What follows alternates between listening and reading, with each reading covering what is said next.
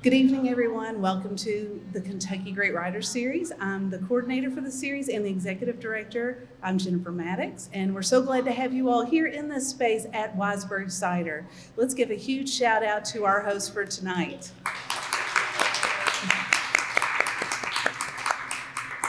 It's always fun to hang out when you can have food and drink, I say. So this is going to be a fun night, and wait until you hear our readers.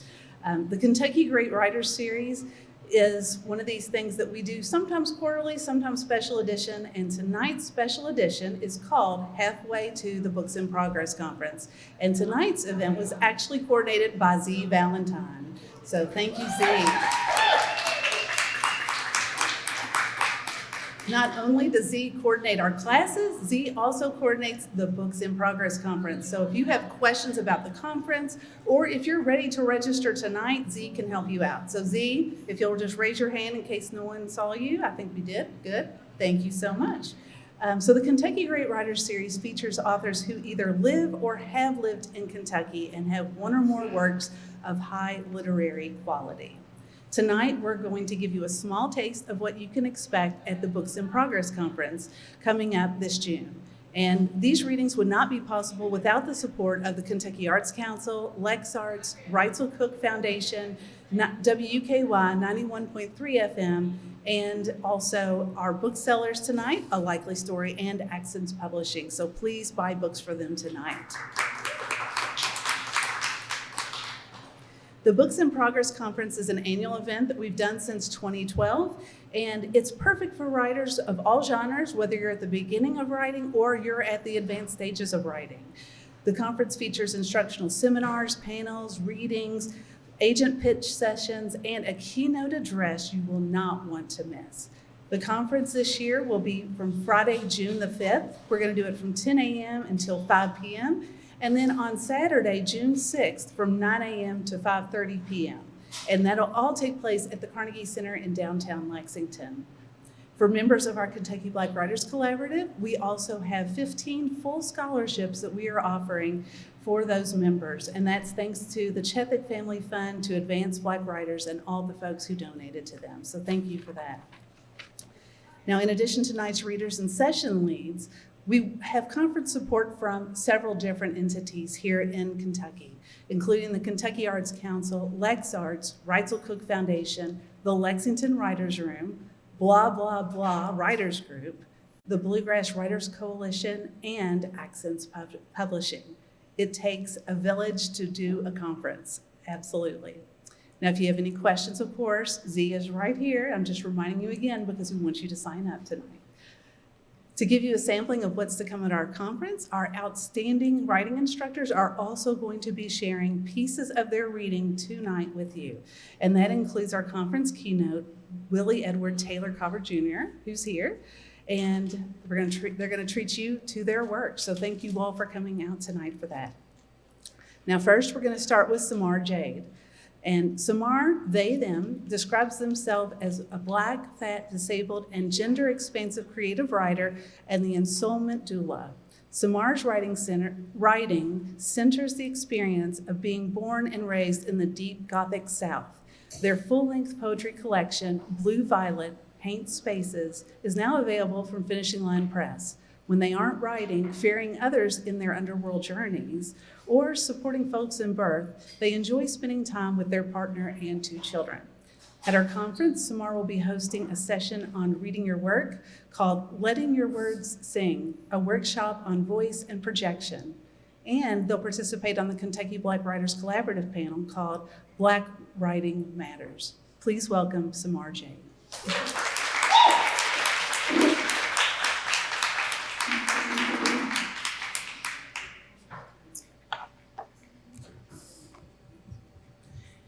Every time I hear my introduction, I'm always like, oh, wow, that's me? That person's done a lot of things. So thank you so much for that introduction. And thank you, Carnegie Center, for having me. Carnegie Center was a big part of this book being alive in this world. I am a graduate of the Poetry Gauntlet, and that is actually where I finished a lot of the poetry that is in this book.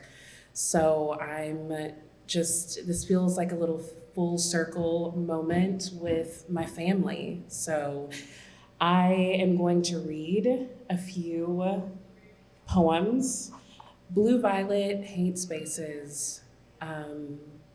It is blocked into sections that mirror a musical sonata, and they all sort of come together in, how should I say this?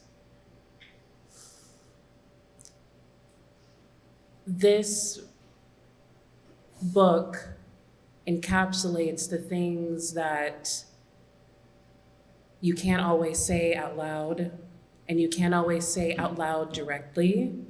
And so you write a poem or several poems about it. So I'm going to begin with the first poem, which is entitled Where I'm From. Where I'm from, I cannot return. That portal between my mother and the soft deep is closed. The memories twist round appendages, piercing skin like briar patches. Each thorn an epithet, a beating, a strangling.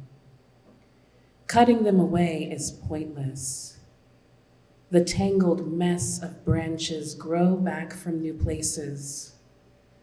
I forgot, masked scars tread the journey I've taken to go back. All lead me to some dusted crossroad.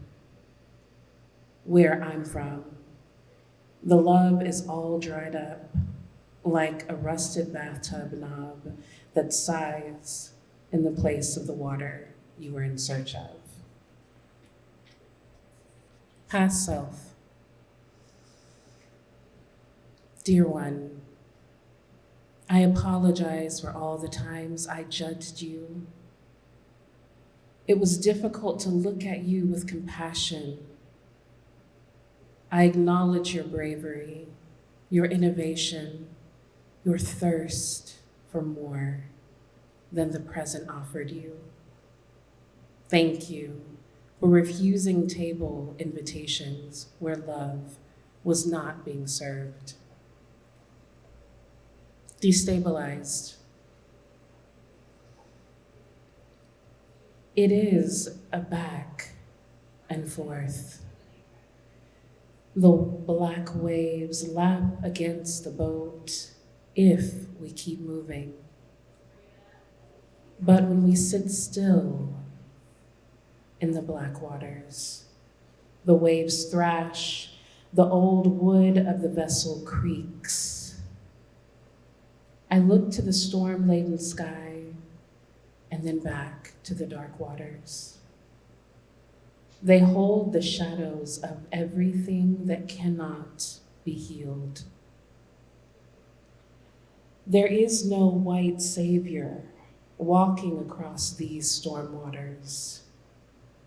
There is only my magic, and my magic doesn't wash it away with the tide. It simply makes space for the inevitable, for the possibilities, for the things that resist treatment. Black femme. Black femme. Why do you cover your mouth when you laugh or cry?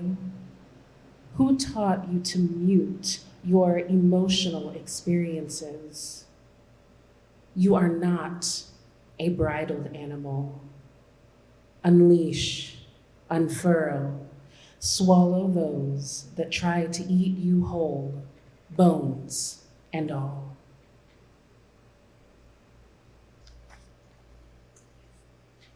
When she reads, her voice isn't a cliche like honey. No, her voice is much more like aged bourbon going down like fire and molasses. And that voice inches from my ear into my chest. It burns all the way down and sweetens as it sits warm in my belly.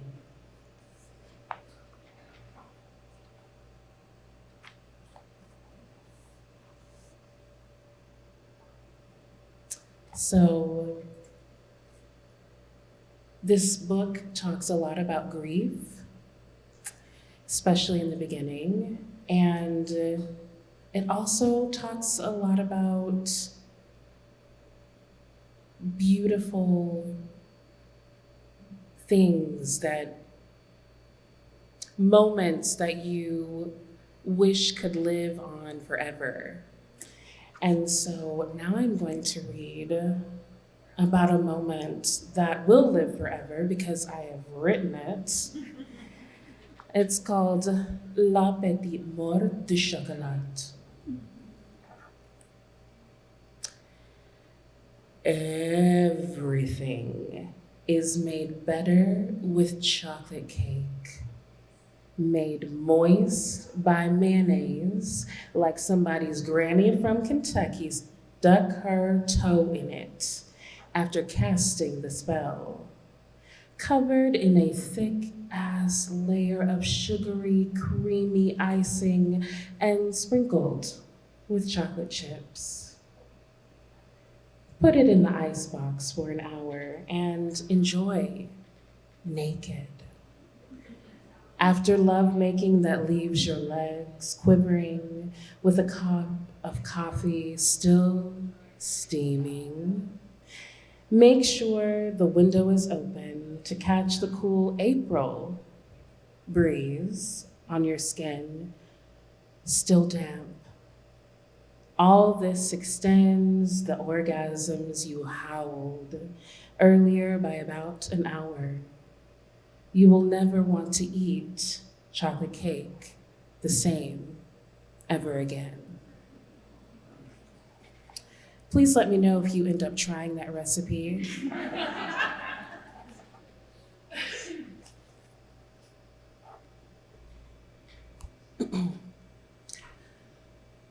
January 5th, 2023, 9:41 p.m.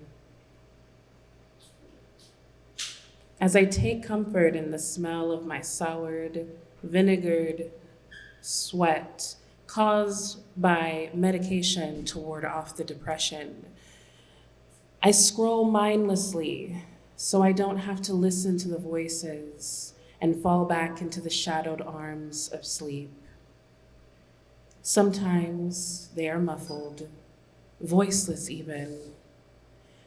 I feel their presence always, but especially when I know they beckon me to play big, like I love to say I do. There's a warm, achy throb in my chest. The spirit of the air shifts. I know they are here. There was a time I felt afraid of these ancestral knowings. This is because colonialism teaches us that indigenous whisperings are only madness. I worked hard to turn the voices off, to mute the electrical noise. I received my diagnoses, took my medication, and I tried to build the life expected of me. I was naive to think the smelling salts of spirit would fall dull upon me, or maybe beside me, but certainly not within me. If I could still know them, would it mean the medication failed and I was a lost cause? They say we are oracles, the queers, the ones who make questions out of the status quo. We hold the water full in the basins of our mouths for scrying. I'm nervous, but not how you think. I'm not nervous that I'm crazy. My very existence as a descendant of slaves is madness. They didn't expect us to survive. I am a type of chaos. No, I'm not afraid of being mad. I'm afraid that in the standing stillness of listening and receiving, that I will become more full of myself. I am afraid I will recognize my being as more than these embodied cells. There is danger in that recognition for them.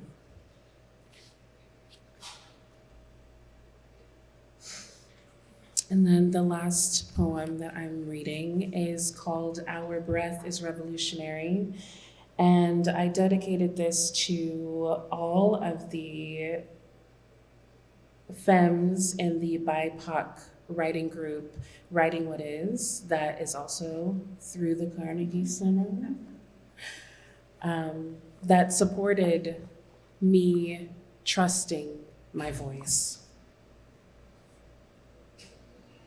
There were 10 today, 10 who came and sat their roots down, bloody and dusty from a fresh pull from their beings. And they wrote what is, what was, and what shall always be.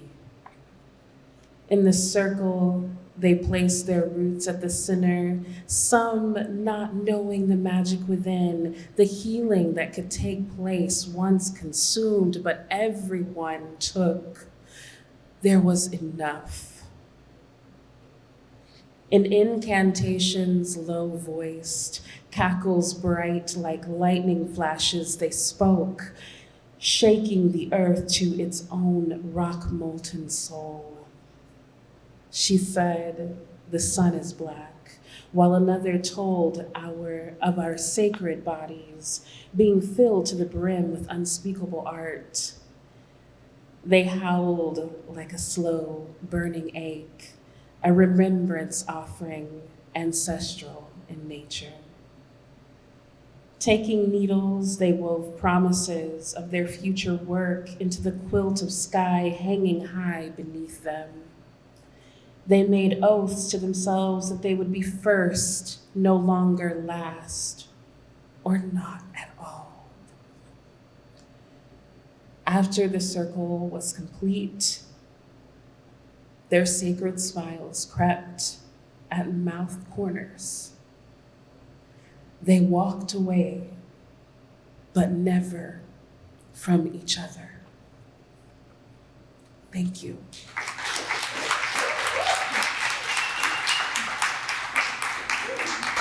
Thank you, Samar. I mean, goodness, dark, honest, magical, and full of pain. Thank you for those. Next up, we have Leatha Kendrick. Leatha is a poet, writer, editor, and teacher. Her poems and essays appear widely in many journals and anthologies. Her 5th book of poetry, And Luckier, is available tonight through the Accents Publishing table over here. She has led workshops in memoir, poetry, fiction, and writing to heal at the Carnegie Center and at colleges and conferences for more than 3 decades. This Friday, Leatha will be hosting a writing retreat in addition to one on May 14th, both at the Carnegie Center. At the conference, Leatha will be hosting a session called Chasing Down the Facts, Strategies for Writing Vivid Essays and Textured Memoir. Please welcome Leatha Kendrick.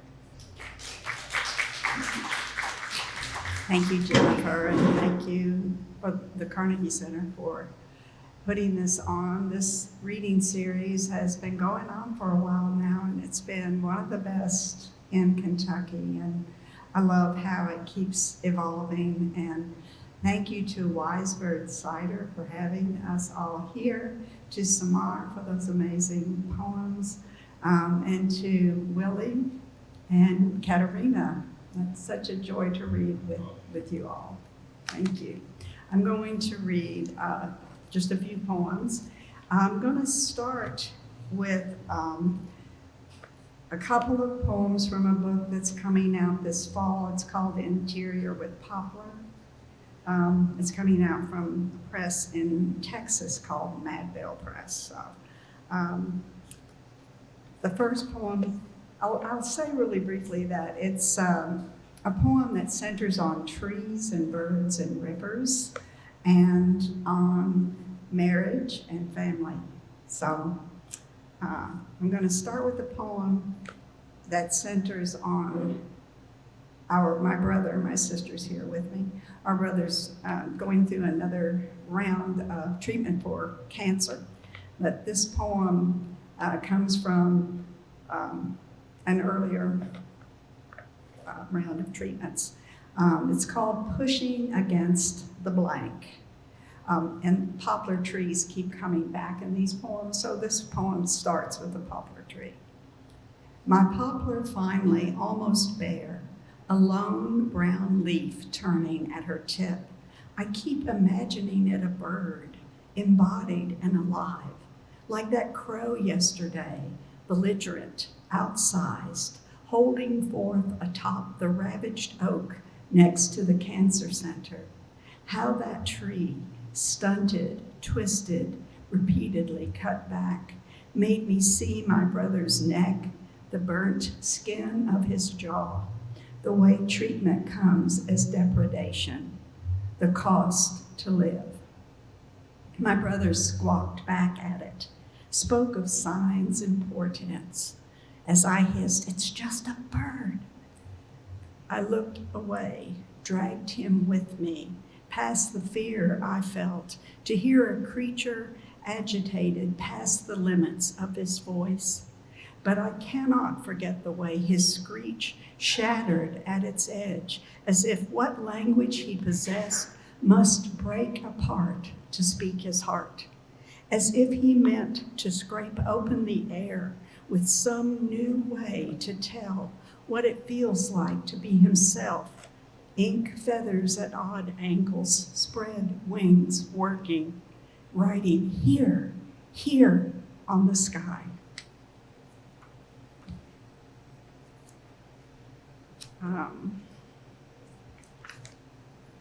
There are also some poems in here about our living in this world as creatures who sometimes think of ourselves as not really of this world, as if we had some special rights. So this is a sonnet called The Not Us. Spider in the corner, trussing up her eggs against the coming cold, her dimpled vision fracturing the common table legs, the door. Parlor palm, whose limp, dusty fronds stripe the light, a caged tiger, silent in a foreign tongue.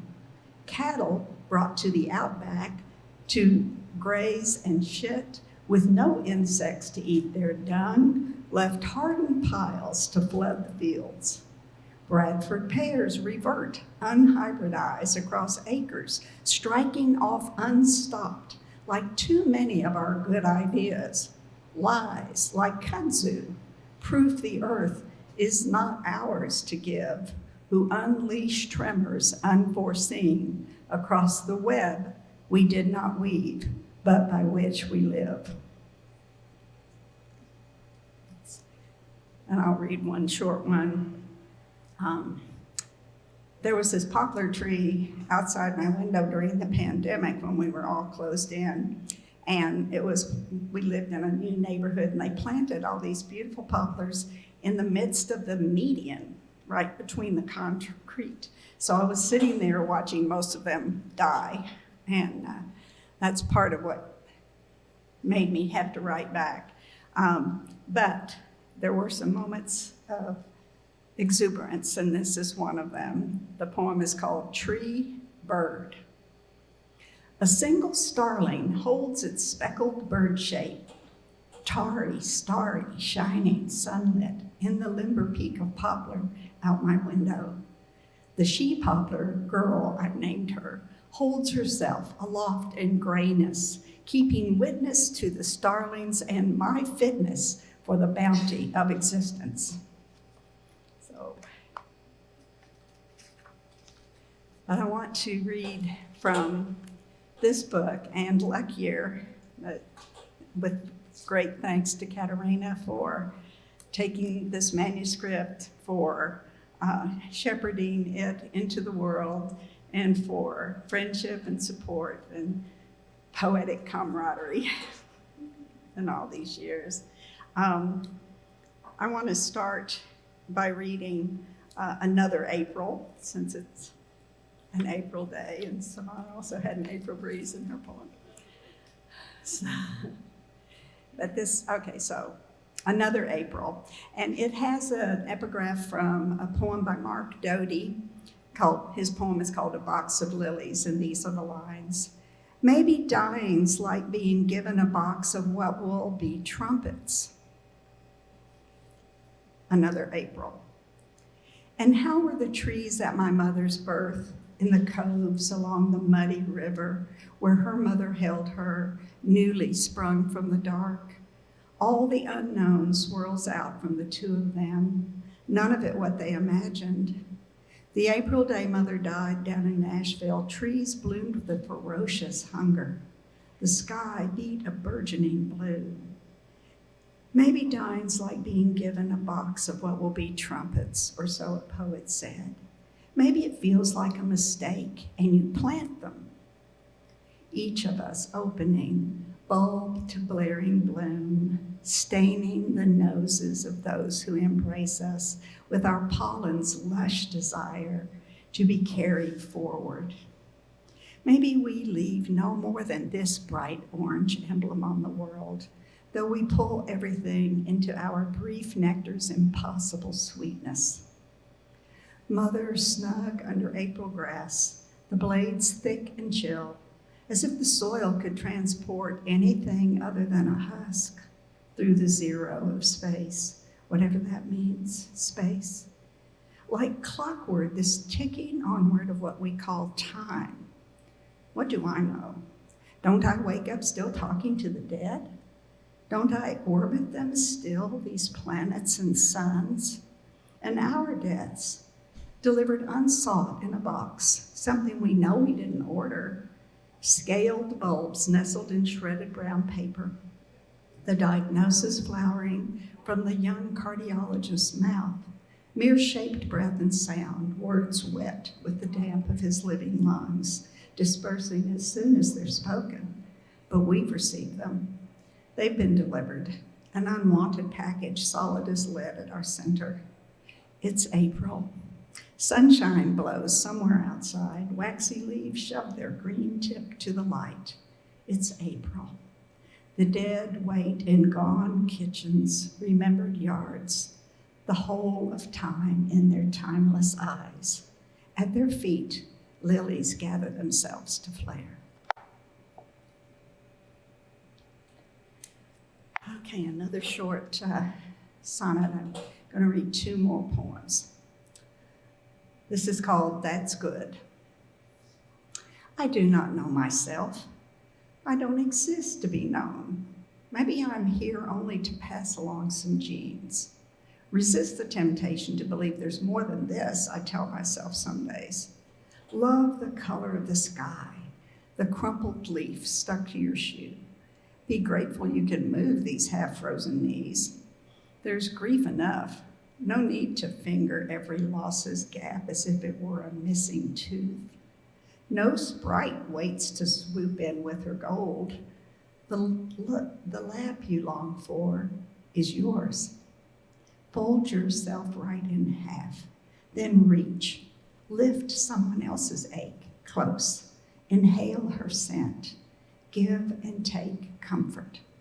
There's nothing else. Later some food. Maybe a bath, a place to sleep. That's good.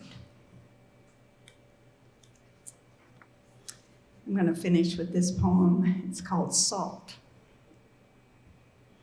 Of course we bear the loss of anyone we love, as if only we could know how loss dismantles us. Of course we're seized by giving birth, and for a while live in that house, as if no one else had owned that space. Even sore knees, hangnails, construct worlds where we dangle, cocooned in reverberations only we can hear. Everyone's hopes, at last we see, everyone's certainties disintegrate in the daily acid of revision. The life we had thought to lead dissolved like so much salt. What was it you thought your tears bore away? Thanks.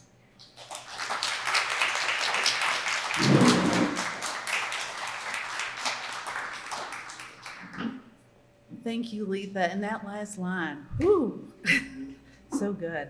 In case you all didn't know, in the first 10 years or so of the Kentucky Great Writers Series, Leatha and I did this together. So she was definitely a huge part of this series and still is. So we're glad to have you. Our next reader tonight is Katerina Stoykova. A Bulgarian by birth, Katerina is a bilingual poet living in Lexington and is the author of Between a Birdcage and a Birdhouse, published by the University Press of Kentucky in 2024, and The Poet's Guide to Publishing, How to Conceive, Arrange, Edit, Publish, and Market a Book of Poetry, also published in 2024, but by McFarland. That was a very busy year for Katerina. She's always busy. She's also the founder of Accents Publishing and serves as the 2025-2026 president of the Kentucky State Poetry Society. At the Carnegie Center, Katerina partners with us for our Accents for Accents Originals. It's a series of poetry workshops that are held monthly. And we also have some very exciting sessions in store for our summer season. So please keep an eye on our website as they are announced. And our full summer schedule will be announced, I believe, on May 1st. That's the date we're looking at. At our conference, Katerina will lead a session on what makes an author attractive to a publisher. Please welcome Katerina Stoykova.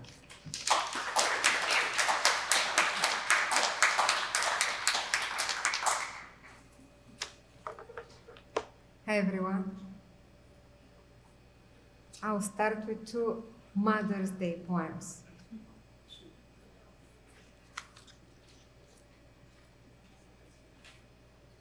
There once was a woman who wanted to be a better mother than her own mother.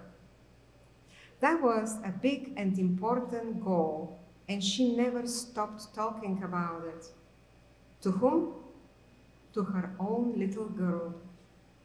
She listed examples, and examples abounded, what a great mother she herself was, and how her own mother had failed.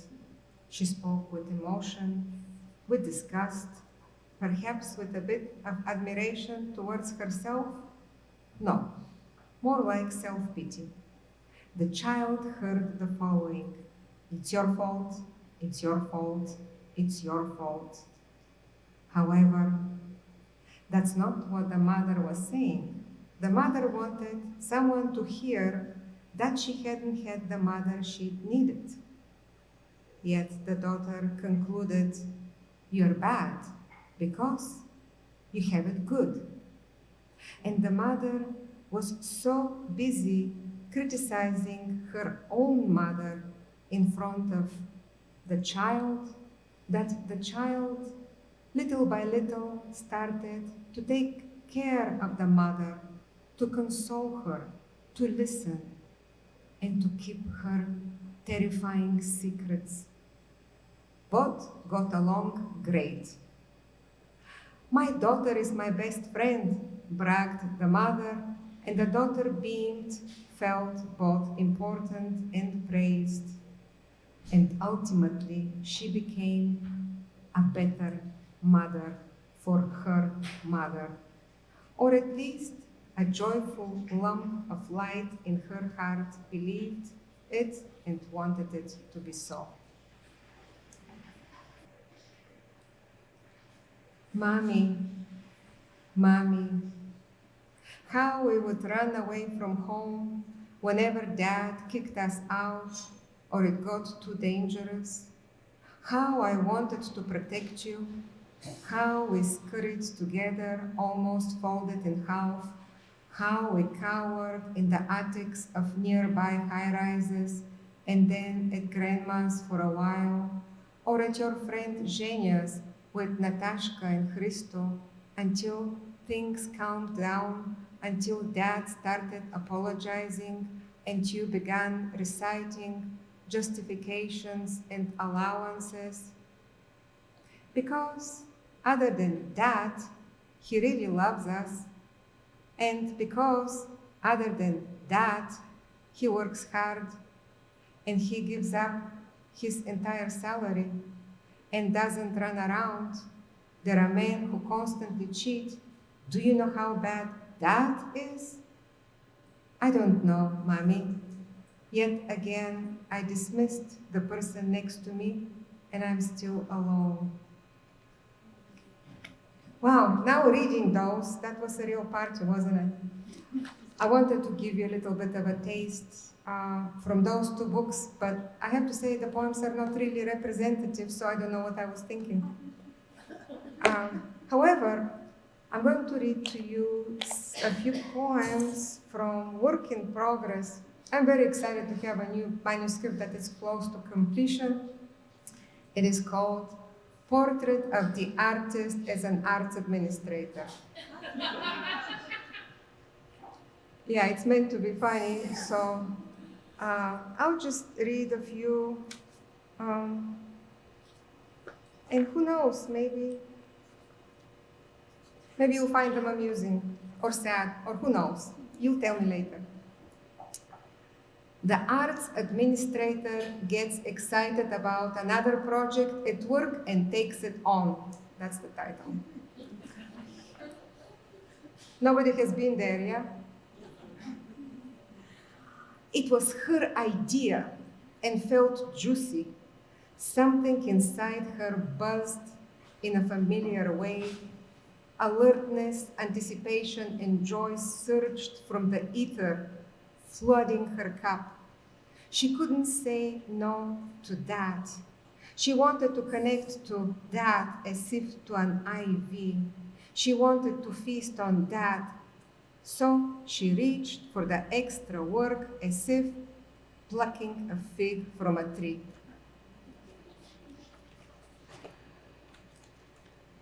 Workaholics tend to have a one-track mind. Have you noticed? The title of this poem is The Arts Administrator Eats Everything in Her Fridge. Not all at once, but it's all gone now, and she will have to shop for groceries, and she doesn't want to think about it. She would rather have food appear out of nowhere, already prepared, as if in a magic restaurant where the chef reads her mind while she thinks of other things. Wouldn't it be nice if she could just take pills instead of all this planning, shopping, buying, carting, chopping, preparing, serving, eating, cleaning? Imagine what she could do with the time.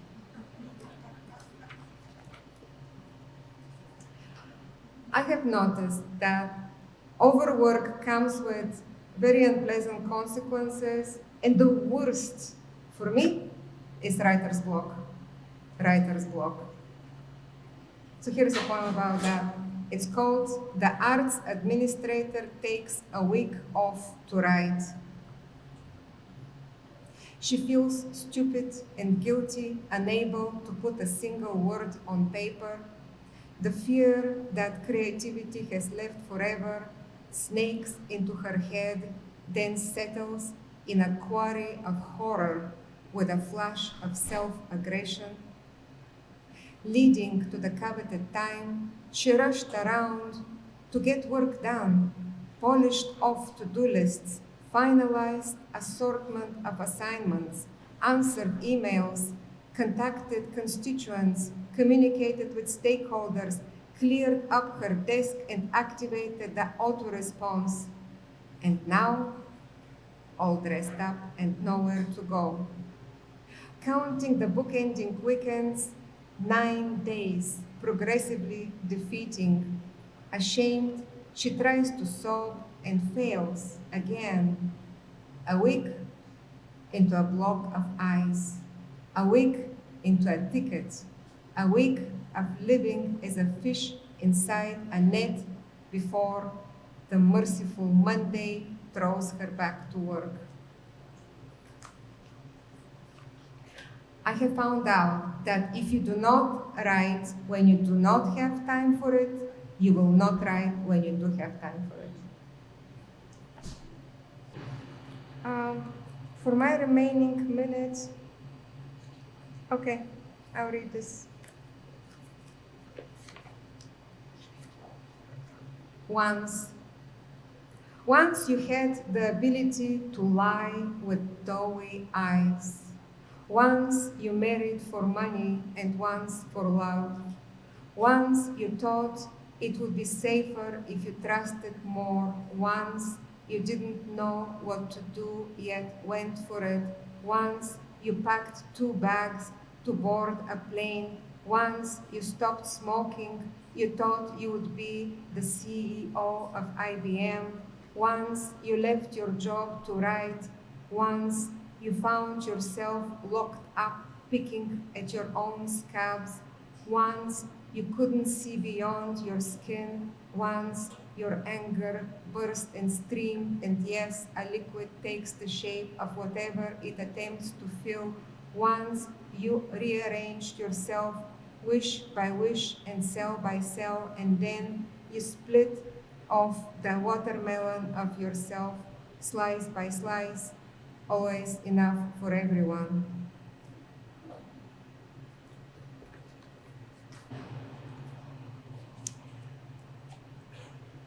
I want to thank the Carnegie Center for the amazing work they have done consistently for so many years. It has changed my life. The Carnegie Center has changed my life ever since I walked into that building, and it has tremendously improved it in so many ways. I appreciate all you do for the literary community. Thank you for inviting me, and it's an honor to read with Samar and Leatha and Willie. I can't wait to hear your poems and your work from the new book. And I'm gonna finish with haiku-esque poem from the new work.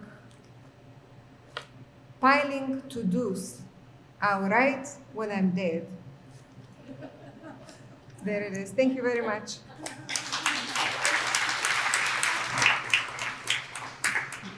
Thank you so much, Katerina. And oh my gosh, that work in progress, I think that's going to be a manual I put on my desk because I think I'm going to need it. So thank you so much.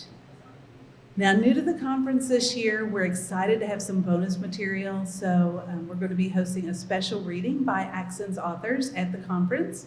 We'll also have boxed lunches available for purchase. So you can take a lunch break, grab a boxed lunch, sit down and enjoy some words by some really outstanding Accents authors. And those include Wendy Chet, Joe Servant, Kathleen Gregg, Willie Davis, and Melissa Helton.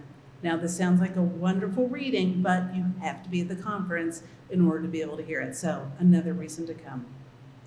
And now for our final reader of the night, our 2026 Books in Progress keynote speaker, Willie Edward Taylor Carver, Jr.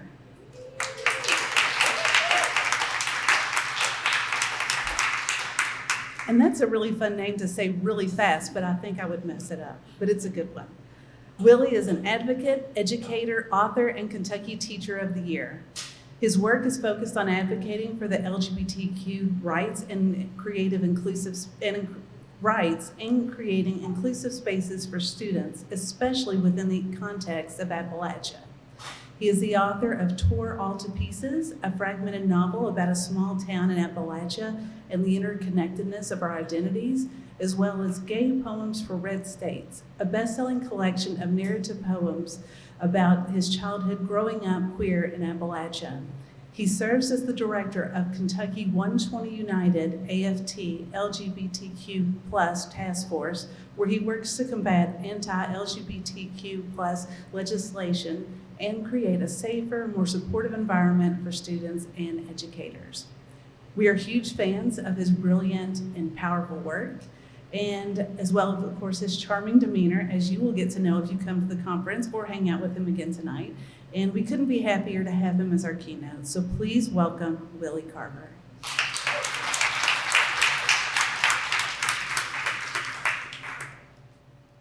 Ain't nobody said I had to be charming.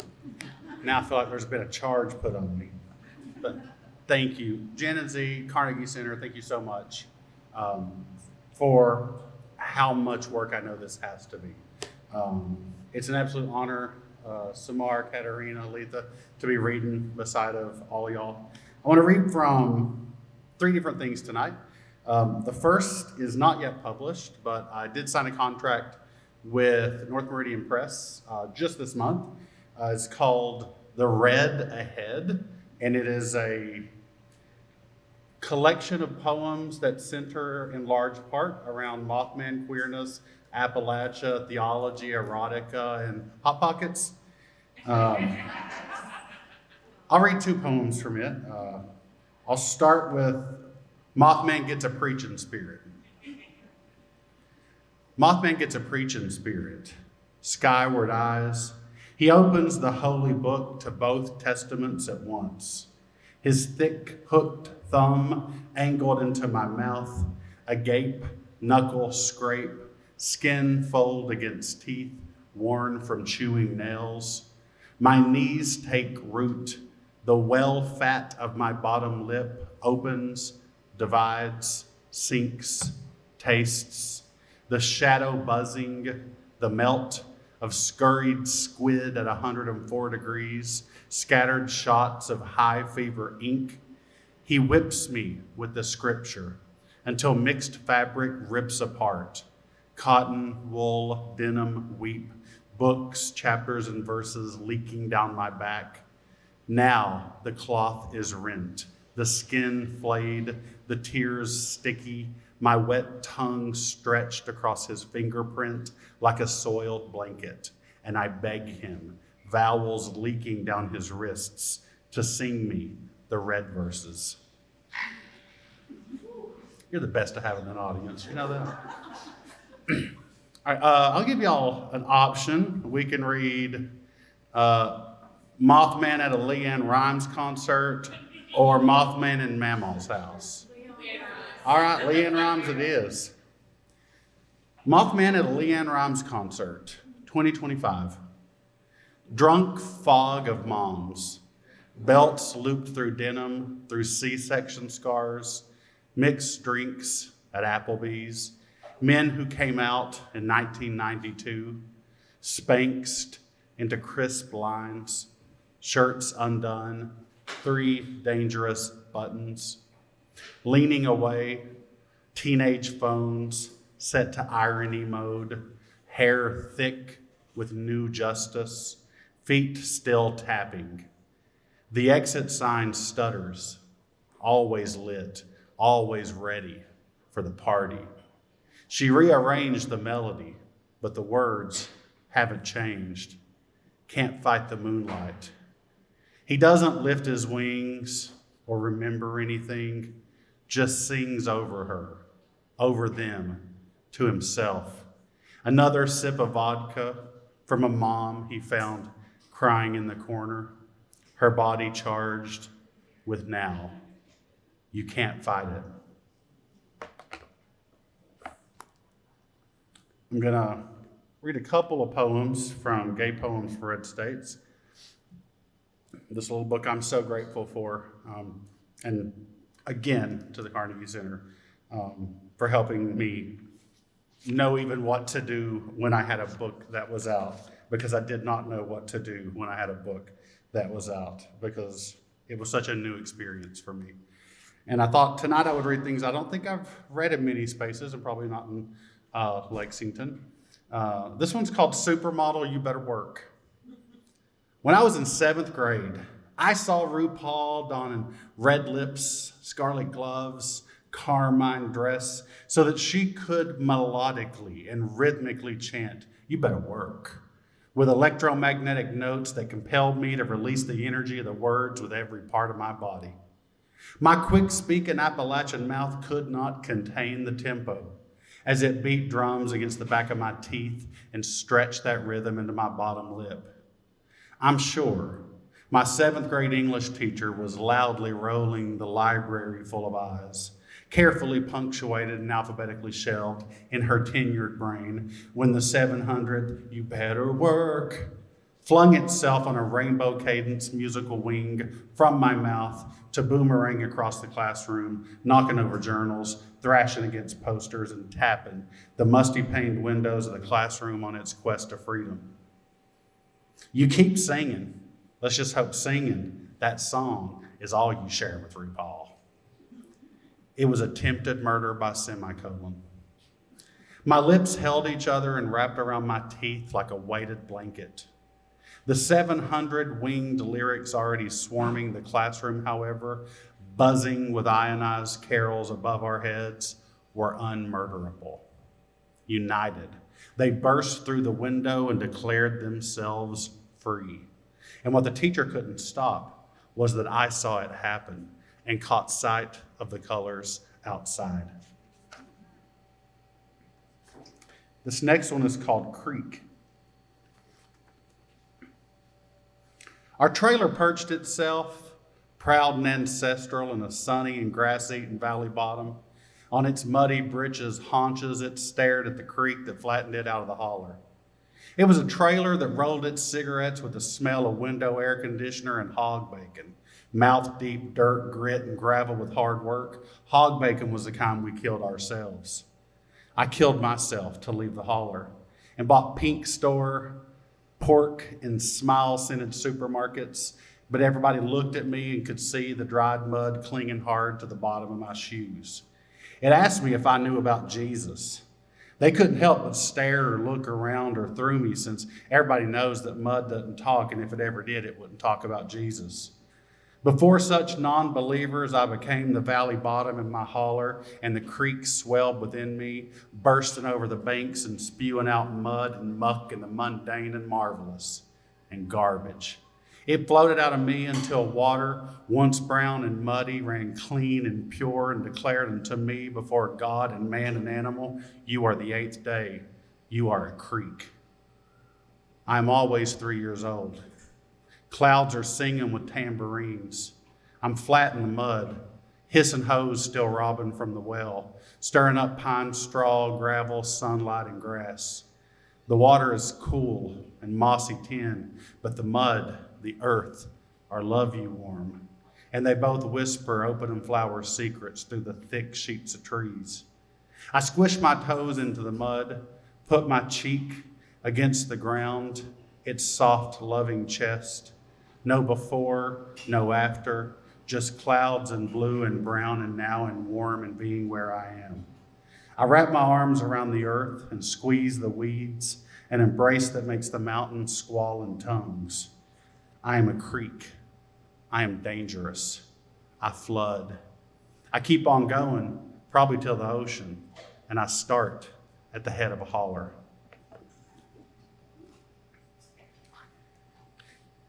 I'm really, really excited to share Tore All to Pieces with you. I'll look at it because clearly I forgot the title in the 2 weeks since it's come out. One of the things, I did a lot of things with this book. One is that it's a book told in both stories and poems. And this is because of a wonderful young woman that I went to prom with named Lori Beth Mead. And we went to a steakhouse and they brought us some rolls. And she said, "We didn't order them." And the waiter said, "Well, that's free." And she said, "We'll need 3 more." And so when I wrote a book of stories in short story format and thought, words are free. I can put in as many poems as I want. Why not? This is called Unto These Men Do Nothing. And I wrote it because I wanted to bring my cousin Jamie back to life. Because when he was murdered, the officer directing it said he's the sort of person that nobody would miss. We all return to ancient Sodom. Did heed its brimstone beacon, time after all just a construct. My brothers and I agreed to keep ticking away and were greeted at the gate with wine and whores and sand. And Lot came by with men, We already knew were angels. And they looked upon my sweet cousin Jamie, who even back then they knew would in 2009 be murdered and stuffed into a plastic box in some suburb of Louisville when he fled the closeness of creeks and hollers and hills for some form of sodomite freedom. And the angel said unto us, we are sorry for what you have been through, because that's not what this story is about. But we had already been through what we had already been through because of what this story would be. And we joined the angry mob and called out with them to Lot to bring down the men that we might know them, whose smoke rises beyond time like a cracked furnace. And Lot stood at the door, already drunk, and said, no, my friends, do not do this wicked thing. But weary of being clutched between verses, we named this a time for gathering stones and cast them till thunder shook the earth with ink. I'm going to read one little piece of fiction. And if I could make sense of my own notes, I could turn to that page, but I'm going to have to go to the table of contents here. This is from the titular story called Tore All to Pieces, which starts on 32. There we go. This is the story of the little girl who is on the cover of this book. Her name's Keisha. Whew. What, Mommy? I've been awake. It wasn't a question. More accusation and defense, really, as a shoe thumped against her face. Technically, she'd been awake for hours. A single thread of thirsty sunlight sewing itself across the sky had woke Keisha up at daybreak. Then its friend, the second thread. She'd been watching them threads of light grow as she fell in and out of sleep on the living room couch. Your mommy ain't here. Wasn't a shoe he threw, not really. Was her mommy's little purple velvet house slipper with the hard bottoms she'd wear like they was dressy shoes. Sometimes to the church down the holler, especially if they have potluck nights or barbecues outside where you wouldn't have to hear no preaching. Sometimes out with men like Big Jason, Mud Jenkins, or even Uncle Jamie. Keisha pushed the slipper to the floor where it landed on top of the homework she'd been finishing up the night before. Just yesterday, her and Jamie had been making a comic book for a social studies class. They were supposed to pick somebody from Kentucky history and tell a story in a comic book so the teacher could make a classroom library. Like they didn't already have a million books on this stuff. School was pointless like that. And Keisha was the one who was the last to turn something in, and Miss Martin was acting huffy, so she swore she'd do it before Monday. She already had to do kindergarten twice. She didn't want fourth grade to be the same. Miss Martin had said all that was left as options from the pre-approved list was Henry Clay and some dead racehorse from all the way over in Louisville. So after school yesterday, Jamie had drove her to the new dollar store to get some crayons and paper. His truck had real seats in the back just like a car, and it was so big she had to pull herself up just to get in. Jamie played old country women songs and sang on the way back, looking at himself in the mirror like he was the one on the radio too when he took the curves of the holler like they was part of the music. His hair was dyed blonde at the ends, and he was wearing a pink shirt with Dolly Parton on it. She watched him acting like he was the one singing, but even if she squinted, Keisha didn't see nothing but Jamie acting a fool. Her mommy didn't have a kitchen table, so Jamie emptied the bag on the cleanest part of the living room carpet between the couch and TV. A box of crayons, a pad of paper, Christmas present tape, and some glitter sticks. The glitter was his idea. All right, Keisha Bug, what we gonna write about? I ain't writing about some sissy horse. Jamie scratched his elbow. Well, ain't nothing sissy about a horse, even them fancy ones. And even if he was a sissy, that ain't nothing bad. You're only saying that because you're a sissy. Jamie eased a cigarette from behind his ear, flashing a tattoo of a pink rose on a pink vine climbing up his wrist. He lit the cigarette, relaxing in a slow draw. He released his first word in a tunnel of blue smoke. Well, the metal string of an overhead fan clinged against an exposed bulb. And here I am helping you with fourth grade homework. You know, I'm a grown-up. I ain't got no homework at all. I could have been doing something a lot funner than this. I know. That's why you're a sissy. Jamie laughed so hard that cigarette smoke jumped across the room, widening out flat like a gray blanket getting spread across an invisible horizon, waving in the light coming in through the window. Damn, Keisha, you might just be harder on life than it is on you. He sat up straighter, pulling his right foot under his left thigh. People better watch out for you, honey. No sissy horses in. All right, what else you got? Henry Clay. Shit, no. I seen his house. Tacky. He picked up a beer can laying on its side on the floor and ashed into it. And he's a loser. Tried to be president 2 or 3 times. You know that? Failed every one of them. Keisha puffed her cheeks in frustration. I can't stand Miss Martin. Well, how about Loretta Lynn? She's all right, I guess. Young, you better watch your tongue. She's a hell of a lot better than all right. Jamie looked up like Loretta might be listening. Keisha looked up too, but only saw the shaking bulb of the ceiling fan. Jamie kept on talking. But we ain't critiquing or singing. I meant, how about you do your project on her? Well, she ain't history. How the hell not? She's dead, ain't she? She took the condescending tone favored by girls in grade school. And she ain't even on the list, no way. Jamie blew the smoke intentionally this time, pursing his lips together and exhaling towards the door away from Keisha. Fuck her list. And there ain't nothing sissy about Loretta. She was a workhorse, not a racehorse. Cussed out grown men and hog cold. And we'll have a good reason to use all this glitter too. Thank y'all so very much. Should have warned you that was going to be the last one, but thank you.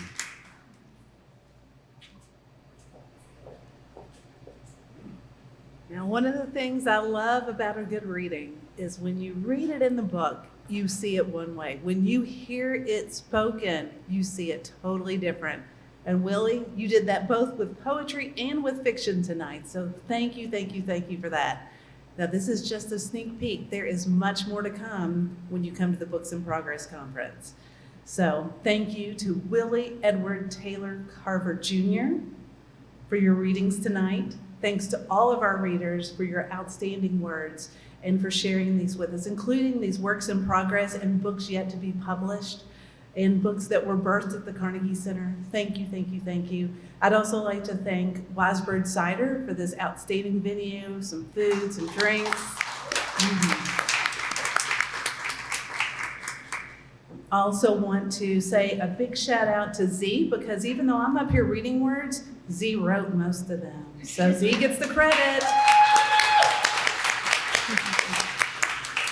And of course, because we're talking about this conference, go see Z afterwards, sign up if you haven't, ask your questions. You're going to be glad you came to this conference.